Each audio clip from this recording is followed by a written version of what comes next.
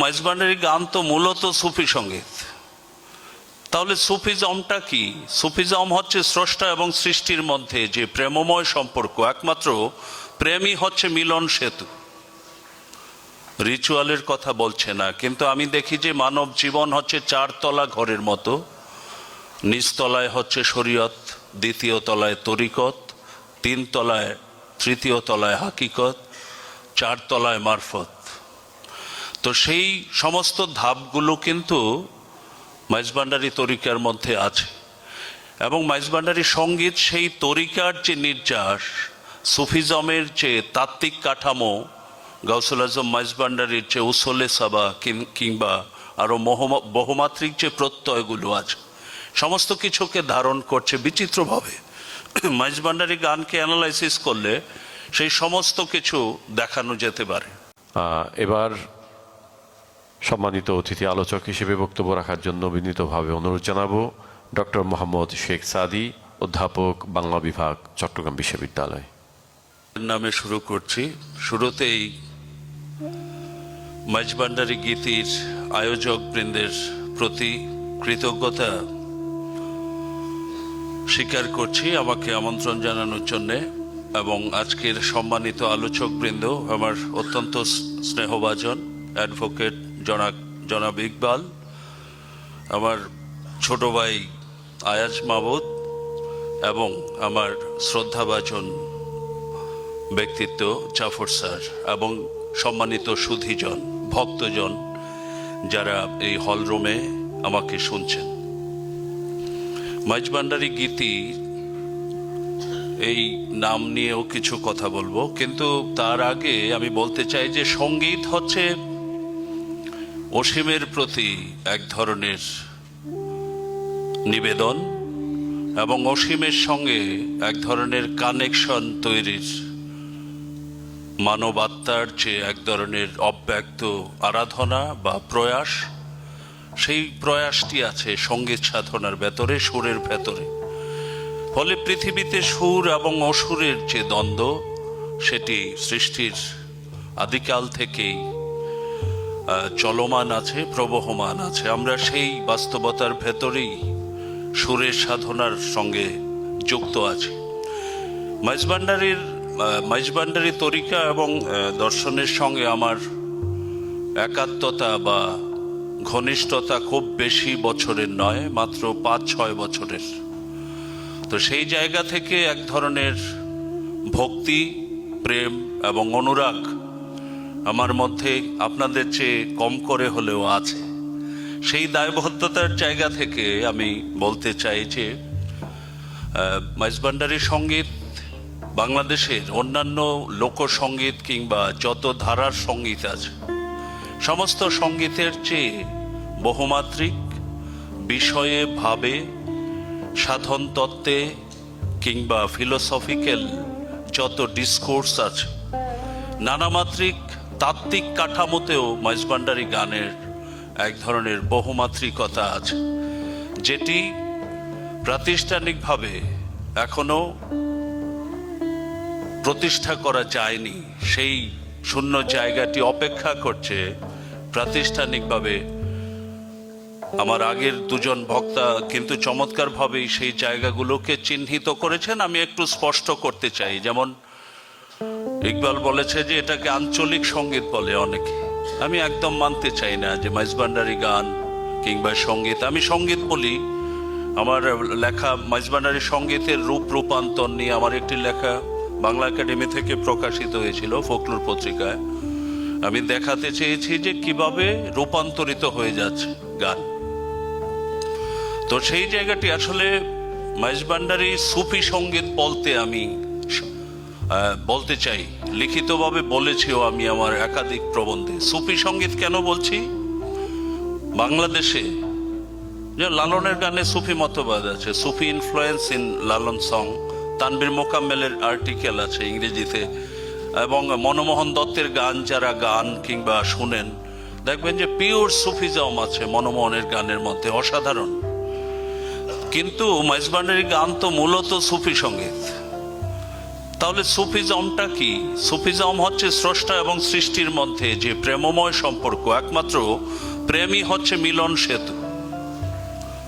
রিচুয়ালের কথা বলছে না, কিন্তু আমি দেখি যে মানব জীবন হচ্ছে চারতলা ঘরের মতো। নিচতলায় হচ্ছে শরীয়ত, দ্বিতীয় তলায় তরিকত, তিনতলায়, তৃতীয় তলায় হাকিকত, চারতলায় মারফত। তো সেই সমস্ত ধাপগুলো কিন্তু মাইজভান্ডারী তরিকার মধ্যে আছে, এবং মাইজভান্ডারী সঙ্গীত সেই তরিকার যে নির্যাস, সুফিজমের যে তাত্ত্বিক কাঠামো, গাউসুল আজম মাইজভান্ডারীর যে উসলে সাবা কিংবা আরো বহুমাত্রিক যে প্রত্যয়গুলো আছে, সমস্ত কিছুকে ধারণ করছে বিচিত্রভাবে। মাইজভান্ডারী গানকে অ্যানালাইসিস করলে সেই সমস্ত কিছু দেখানো যেতে পারে। যেমন এই যে পৃথিবীর সৃষ্টি শুরু থেকে আল্লাহর একত্ববাদের যে প্রথম জিকির, সুফিরা যে জিকিরকে প্রাধান্য দেন, সেই জিকির কিন্তু এক ধরনের মেডিটেশন থেকে, যে শিরোনামটা এখানে টাইটেল করা হয়েছে একটা চমৎকার কথা। আমি আরো বলতে চাই যে ভোগ এবং উপভোগ বস্তুবাদী নয়, ভাববাদী একটা প্রত্যয়। ফলে ভোগ হচ্ছে বস্তুতান্ত্রিক বিষয়, উপভোগ মন্দ কিছু নয়, ইতিবাচক বিষয়। মাইজভান্ডারী গান আমরা উপভোগ করি, উপভোগের সঙ্গে অনুভব, উপলব্ধি এবং ধ্যানের স্তরে উত্তীর্ণ করে আমাদের ভাবকে, আমাদের চৈতন্যকে। ফলে রবীন্দ্র সাহিত্য যদি পড়েন, সেখানেও দেখবেন যে অনুভব, উপলব্ধি এবং ধ্যান, সেই তিনটা পরিক্রমা পেরিয়ে একটা জায়গায় উন্নীত করে আমাদের ধ্যানকে, আমাদের চেতনাকে, প্রেরণাকে স্থিত করে।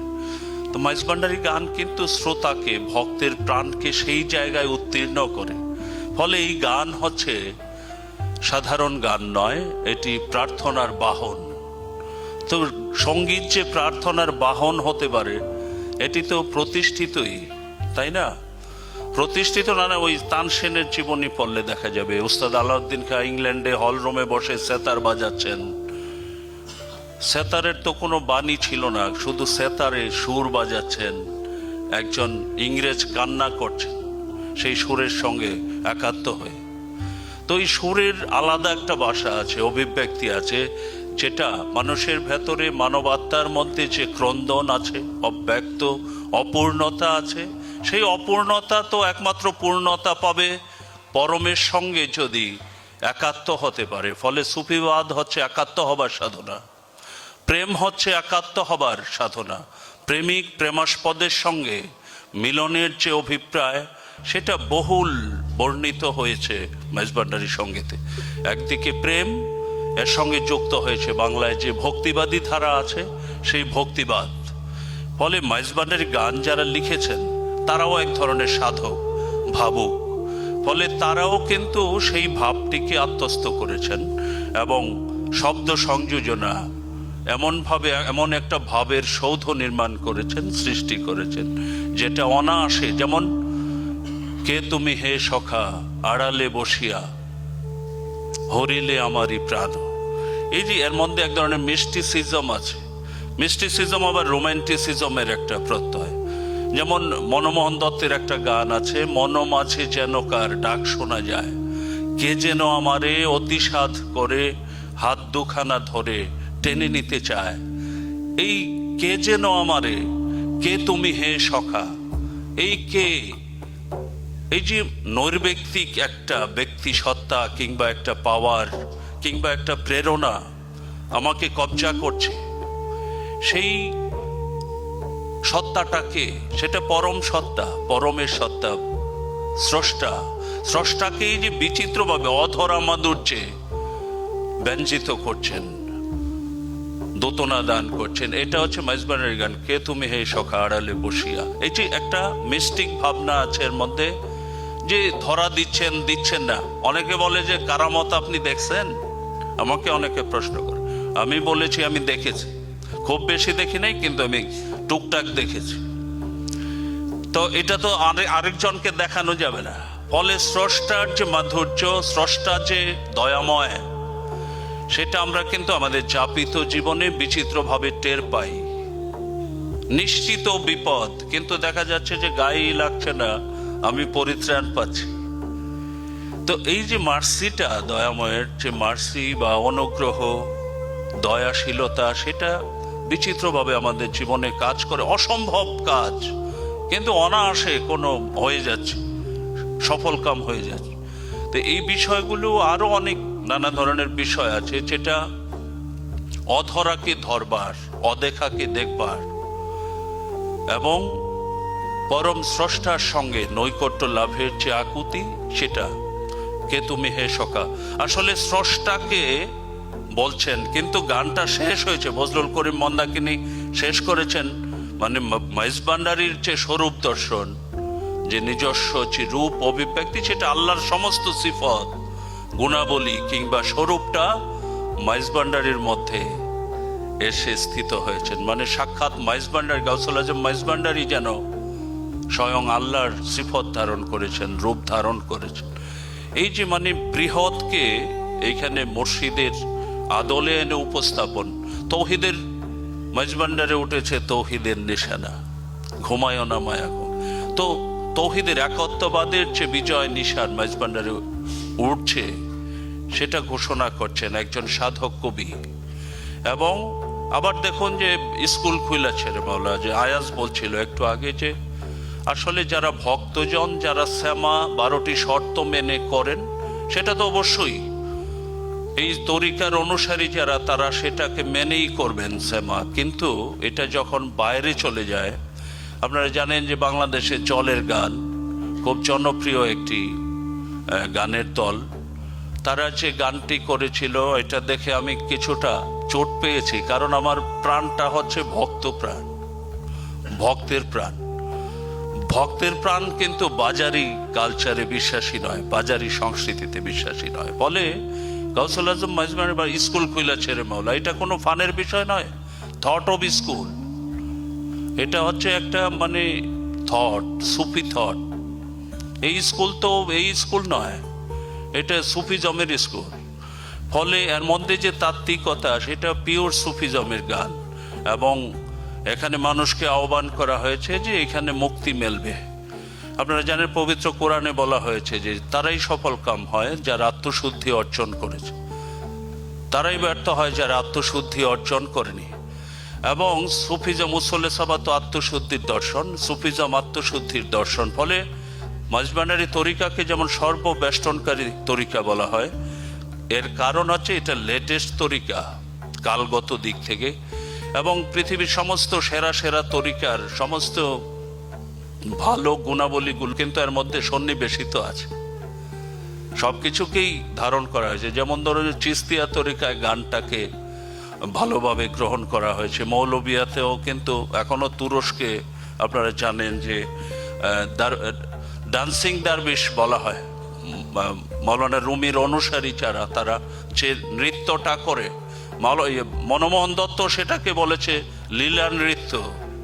তো ফলে মাইজভান্ডারী গীতি, নজরুল গীতি, গীতি মানে হচ্ছে লিরিক, শুধু গান, খালি গলায় গাইলে সেটাকে আমরা লিরিক বলতে পারি। কিন্তু গান আর সঙ্গীতের মধ্যে তফাৎ হচ্ছে যখন তাল যন্ত্র এবং নৃত্য যুক্ত হয়, সেটা সঙ্গীত হয়। ফলে মাইজভান্ডারী গান তো সাধারণ খালি গলায় গাওয়া হয়, কিন্তু তাল যন্ত্র তো শুরু থেকেই ছিল। সঙ্গীত ব্যবহার করার পক্ষপাতী আমি, তবে লিরিক্যাল পোয়েট্রি বা গীতিময়তা, যেটা এর মধ্যে গীতিময়তা তো আছে। গীতি শব্দের মধ্যে এক ধরনের বেদনা আছে, বেদনা সুফিদের মধ্যে আছে, বৈষ্ণব কবিদের মধ্যে আছে। কারণ হচ্ছে প্রেম সম্পর্কে যদি বুঝেন, প্রেম কি, অনুরাগে প্রেমের উন্মেষ, বিরহে তার উপলব্ধি, মিলনে তার সার্থকতা। ফলে সুফি এবং বৈষ্ণব কবিরা সবসময় বিরহকে উদ্বোধিত করে থাকে। বিরহটাকে একেলা বসে বিরহ বাসে, কি জানি তোমারই আসে গাহিব গান। একেলা বসে বিরহ বাসে কেন? এই যে বিরহ উপলব্ধি, এই যে আমাদের ময়ূক স্যারের একটা কবিতা আছে, মাঝে মাঝে দূরে যাওয়া ভালো, দূরে গেলে মনে হয় কেউ কাছে ছিল, মাঝে মাঝে দূরে যাওয়া ভালো। আসলে প্রেমকে উপলব্ধি করবার জন্যে স্বেচ্ছাকৃত বিচ্ছেদ এক ধরনের মানব মনের মধ্যে তৈরি করেন ভাবুক কবিরা। বিচ্ছেদ না থাকলেও বিচ্ছেদের ভাবটিকে সবচেয়ে প্রাধান্য দেন, ফলে গীতি শব্দের মধ্যে এক ধরনের করুণ রস আছে। এবং এটা মাওলানা রুমি যেমন বলেছেন যে বাঁশি কেন কাঁদে, বাঁশঝাড় থেকে আলগা হওয়ার বেদনায়। কারণ হচ্ছে আমাদের উৎপত্তি কোথায়, আমাদের এক ধরনের কমিটমেন্ট ছিল স্রষ্টার সঙ্গে, যে আমরা স্রষ্টার স্রষ্টার সঙ্গে অঙ্গীকার করেছি সেই কর্ম থেকে কখনো দূরে সরে যাব না। কিন্তু আমরা ক্রমাগত দূরে সরে গেছি অবচেতনে চেতনে। ফলে এটার জন্য এক ধরনের ক্রন্দন আছে মানুষের মানবাত্মার মধ্যে। সেই ক্রন্দনটি মাঝে মধ্যে বিচ্ছেদ ভাব ধারণ করে, এবং আমাদের মধ্যে যে অনির্দেশ্য বেদনা আছে, যে বেদনার কার্যকারণ আমরা নির্দেশ করতে পারি না অনেক সময়, যে ঠিক কী কারণে এত খারাপ লাগছে, অন্তরটা হাহাকার করছে। তো সেই সমস্ত কিছুকে কিন্তু ধরেছেন সুফি এবং বৈষ্ণব কবিরা। এখন আপনারা বলবেন যে বৈষ্ণব কেন বলছি, বাউল, বৈষ্ণব, সুফিজম এই তিনটি ভারতবর্ষের যে প্রধান সহজিয়া ভাবধারা। সুফিজম পিওর, আমি সবসময় বিশ্বাস করি যে ইসলামের যে পূর্ণ সৌন্দর্য, ইসলামের যে পূর্ণ নির্যাস, সেটা সুফিজমের মধ্যে আছে। কিন্তু অ্যাপ্রোচটার মধ্যে কালক্রমে সহজিয়া যে অ্যাপ্রোচ, সেটা অনুপ্রবেশ করেছে। ফলে ভান্ডারী গানের মধ্যেও কিন্তু দেখবেন যে বৈষ্ণব ঐতিহ্য আছে। যেমন মাওলানা আব্দুল হাদি কাঞ্চনপুরীর গানের মধ্যে আছে আহারে মনধন লুটে নিল মনমোহিনী, কুঞ্জবনে পুষ্পসনে নাচিল কামে। এই যে কুঞ্জবন, পুষ্পসন, বা এই যে রাধা কৃষ্ণের যে প্রেমময় লীলা, সেই ভাবটিকে ধরেছেন এই গানের মধ্যে। আবার দেখেছেন গাউসুল আজম মাইজভান্ডারীর যে সৌন্দর্য, আমার মন হরে যায় গো প্রাণ হরে যায়, মাইজভান্ডারের গুণমণি মোহনবাসী রায়। এই যে মোহনবাসী রায় কিন্তু কৃষ্ণ। এখন আপনি যদি কট্টর মুসলিম হন, বলবেন যে আরে এটা কি করলো মাওলানা, গান লিখেছে কৃষ্ণের আদলে। এখানে পরিষ্কারভাবে বুঝতে হবে যে এই ভাবটি হচ্ছে প্রেম। আয়াত যেটা বলছিল যে প্রেমের মধ্যে কোনো ব্যারিয়ার নাই। মানুষের হৃদয়ে যখন প্রেম জাগ্রত হয়, একমাত্র প্রেম যখন জাগ্রত হয়, সমস্ত প্রকার ব্যারিয়ার, সংকীর্ণতা, দেয়াল, সমস্ত গোড়ামি দূরীভূত হয়। মানুষ প্রেমে পড়লেই কেবল পারে সমস্ত ক্ষুদ্রতাকে উপেক্ষা করতে। এই জন্য আমি বলি যে প্রেমে এবং খেলার মাঠে কোনো উঁচু নিচু, ধনী গরিব কোনো ভেদাভেদ নাই। আপনারা খেয়াল করবেন, প্রকৃত প্রেমে পড়তে হবে, প্রেম জাগ্রত হতে হবে, তা না হলে কেউ সংস্কার ভাঙতে পারে না। প্রেম হচ্ছে এমন শক্তি মানবাত্মার মধ্যে যেটা সমস্ত প্রকার সংস্কার ভাঙতে পারে। একজন প্রেমিক তখনই নৃত্য করে যখন স্রষ্টার ধ্যানে ঘুরতে থাকে। ওই যে লাটিম নৃত্য বলে, অনেকের কাছে মনে হবে এটা বেদাত, সে তো ধ্যানমগ্ন হচ্ছে স্রষ্টার কানেকশনে, স্রষ্টার প্রেমে বিভোর হয়ে নাচ। সেই নাচ সাধারণ নাচ নয়। বলে শাহ আব্দুল করিমের একটা ঘটনা আছে, তিনি যখন ইন্তেকাল করেন, তিনিও একজন সাধক কবি, তার ছেলে কেউ চিনছেন না। এই নূরজাহান হোটেল, শাহজালাল, হজরত শাহজালাল রহমতুল্লাহ আলাইহির মাজারের সামনে দেখবেন নূরজাহান হোটেল এবং হসপিটাল আছে। ওই মালিকের সঙ্গে আমার দেখা হয়েছে। আমি শাহ আব্দুল করিমকে নিয়ে পিএইচডি করেছি, ফলে নানা কিছু আমাকে জানতে হয়েছে। তার একজন শিষ্য আছেন হবিগঞ্জে, আব্দুর রহমান। আব্দুর রহমান একদম আব্দুল করিমের মতো ভালো, এমন নির্লোভ মানুষ আমি কম দেখেছি আমার জীবনে। আব্দুর রহমানকে চিনে একমাত্র, তার ছেলে নূরজালালকেও চিনছে না। মারা যাওয়ার 5 মিনিট আগে ফিসফিস করে আব্দুর রহমানকে বলছে, রহমান ওই গানটা গা। কোন গানটা? গাড়ি চলে না, চলে না। তো এই গান গাওয়া শেষ, ওনার ইন্তেকাল সম্পন্ন। তার মানে গান শুনতে শুনতে উনি ইন্তেকাল করেছেন, কিন্তু কাউকে চিনতে পারছিলেন না। কিন্তু বলছে এই গানটা গা।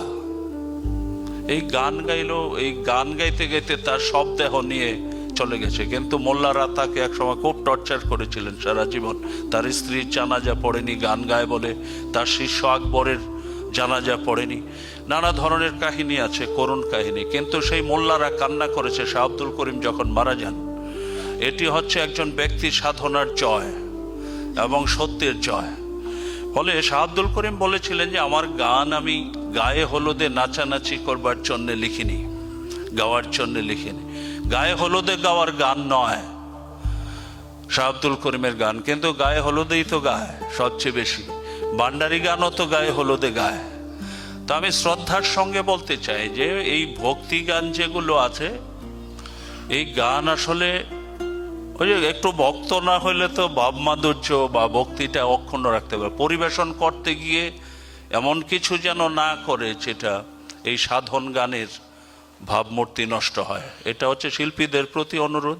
আপনারা তো সবাই ভক্ত শিল্পী, আপনারা সেটা করেন না। বাজারি শিল্পী বা যাদের বলি, এটা বাজারি বলতে খারাপ লাগে, মানে খুব কমার্শিয়াল যারা আছেন তারা যখন গানটা করেন তারাও যেন সেই সতর্কতাটা মেনে চলেন। কারণ গানের ভেতর দিয়ে শুধু আপনি দর্শককে আন্দোলিত করছেন তা নয়, আপনি কিন্তু একটা ফিলোসফি প্রচার করছেন, একটা বক্তব্য প্রচার করছেন। গানে গানে আপনি একটা বার্তা দিচ্ছেন, আত্ম উন্নয়নের বাহন হোক গান। তাহলে এই সঙ্গীত আমাদের জন্যে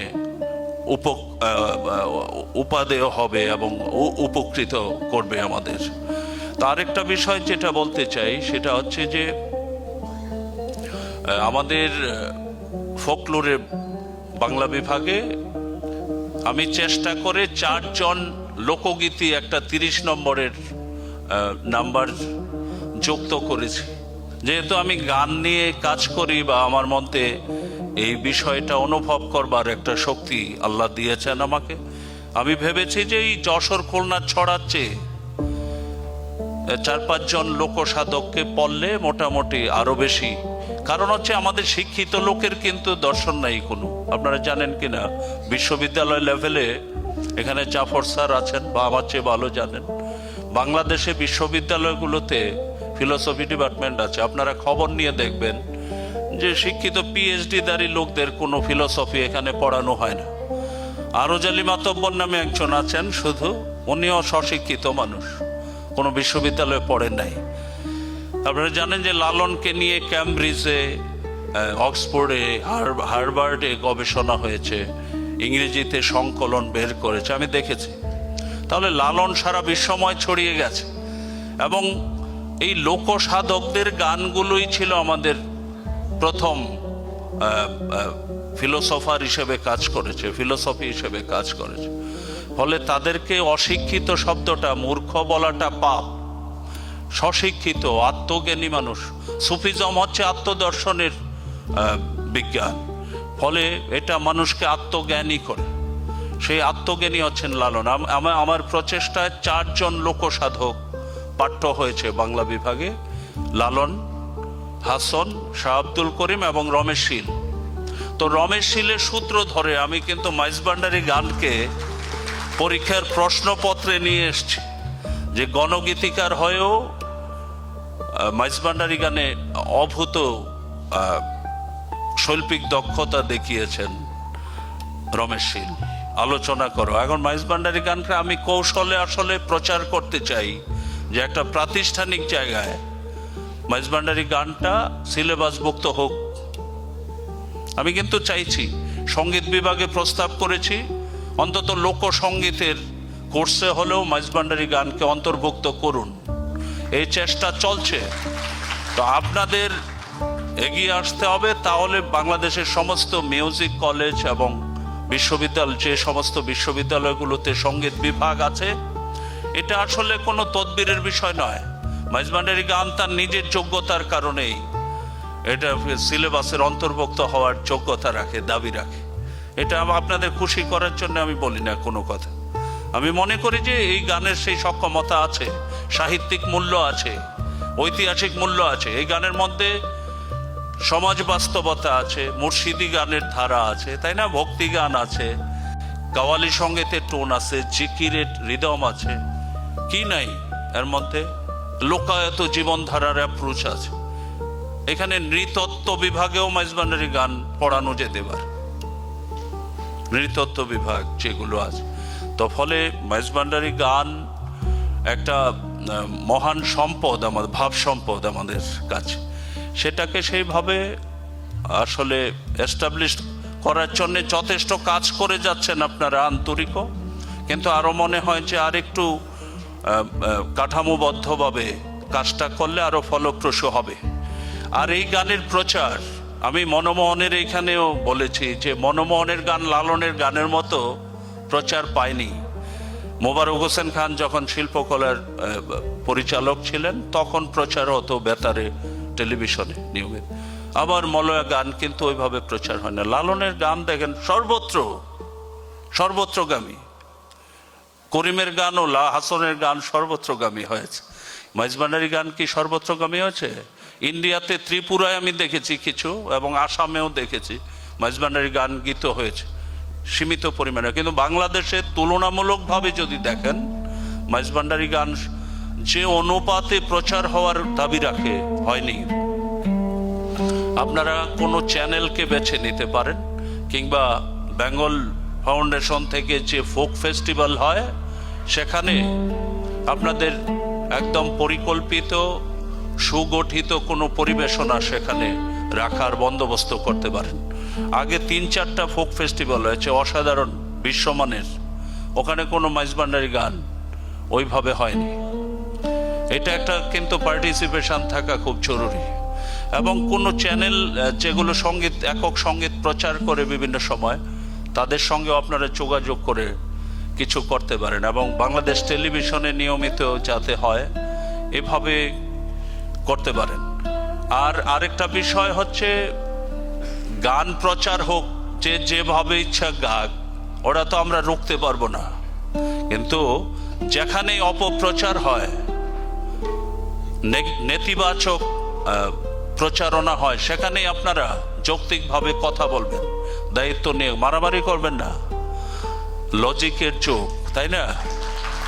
আমি কিন্তু কথা বলি, বাংলাদেশে এমন কোনো জায়গা নেই আমার সামনে বাজে বলে, নেতিবাচক বলে চলে যাবে ভান্ডারি তরিকাকে এবং সঙ্গীতকে। আমি চ্যালেঞ্জ করতে চাই যে এটা কিভাবে নেতিবাচক প্রমাণ করুন আপনি, আপনার সঙ্গে আমি আর্গুমেন্ট করতে রাজি আছি। তো আপনারা আমার চেয়ে আরো বেশি জানেন এখানে যারা বসে আছেন মাইজভান্ডারি তরিকা সম্পর্কে, আমি সেই শ্রদ্ধা রাখছি আপনাদের প্রতি। আপনারাও সেই দায়বদ্ধতার জায়গা থেকে, ভালোবাসার জায়গা থেকে সেই কাজটি সমানভাবে করবেন। তো কথা আর বাড়াবো না বেশি, সবাই অনেক ভালো থাকুন, সুস্থ থাকুন। আসসালামু আলাইকুম।